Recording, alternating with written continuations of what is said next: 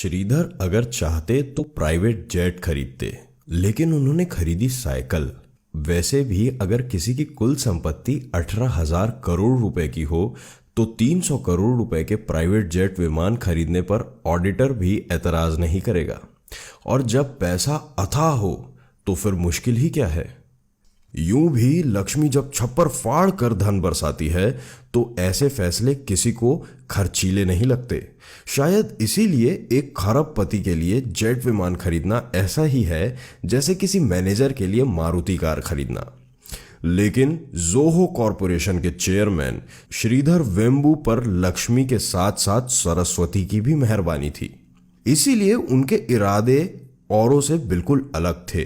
Private jet खरीदना तो दूर, उन्होंने अपनी कंपनी बोर्ड के निर्देशकों से कहा अब कैलिफोर्निया से जोहो कॉरपोरेशन का मुख्यालय कहीं और ले जाना चाहते हैं। श्रीधर के इस विचार से कंपनी के अधिकारी हतप्रभ थे, क्योंकि सॉफ्टवेयर इंडस्ट्री के लिए कैलिफोर्निया के बे एरिया से मुफीद जगह दुनिया में और कोई है ही नहीं।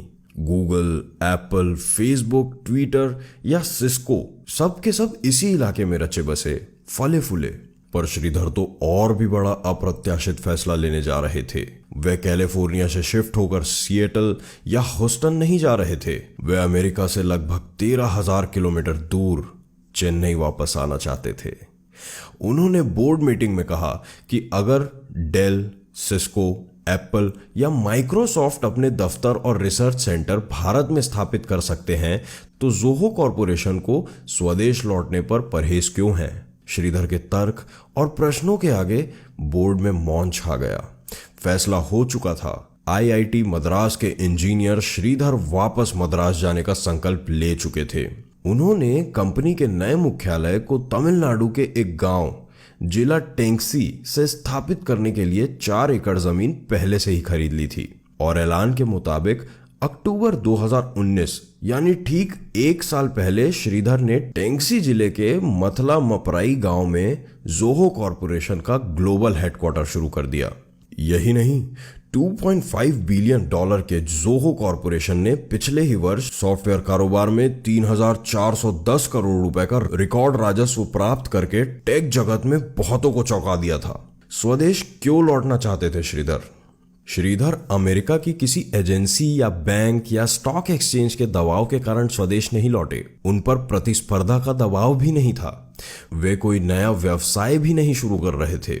वे किसी नकारात्मक कारण से नहीं, एक सकारात्मक विचार लेकर वतन लौटे। उन्होंने कई वर्ष पहले संकल्प लिया था कि अगर जोहो ने बिजनेस में कामयाबी पाई तो वो प्रॉफिट का एक बड़ा हिस्सा स्वदेश में निवेश करेंगे। कंपनी के मुनाफे को वे गांव के बच्चों की आधुनिक शिक्षा पर भी खर्च करेंगे। इसी इरादे से उन्होंने सबसे पहले मथलाम पराई गांव में बच्चों के लिए निशुल्क आधुनिक स्कूल खोले। कंप्यूटर टेक्नोलॉजी के जानकार श्रीधर गांव में ही जोहो विश्वविद्यालय भी बना रहे हैं, जहां भविष्य के सॉफ्टवेयर इंजीनियर तैयार होंगे। फोर्ब्स मैगजीन में दिए एक इंटरव्यू में श्रीधर बताए हैं कि टेक्नोलॉजी को अगर ग्रामीण इलाकों से जोड़ा जाए तो गांव से पलायन रोका जा सकता है। गांव में प्रतिभा है, काम करने की इच्छा है। अगर आधुनिक शिक्षा से हम बच्चों को जोड़ें तो एक बड़ा टैलेंट पूल हमें गांव से ही मिल जाएगा।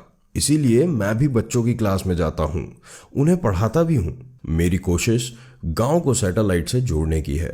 हम न सिर्फ दूरियां मिटा रहे हैं, न सिर्फ पिछड़ापन दूर कर रहे हैं, बल्कि इन शहर से बेहतर डिलीवरी गांव से देने जा रहे हैं। प्रोडक्ट चाहे सॉफ्टवेयर ही क्यों ना हो, श्रीधर बताते हैं।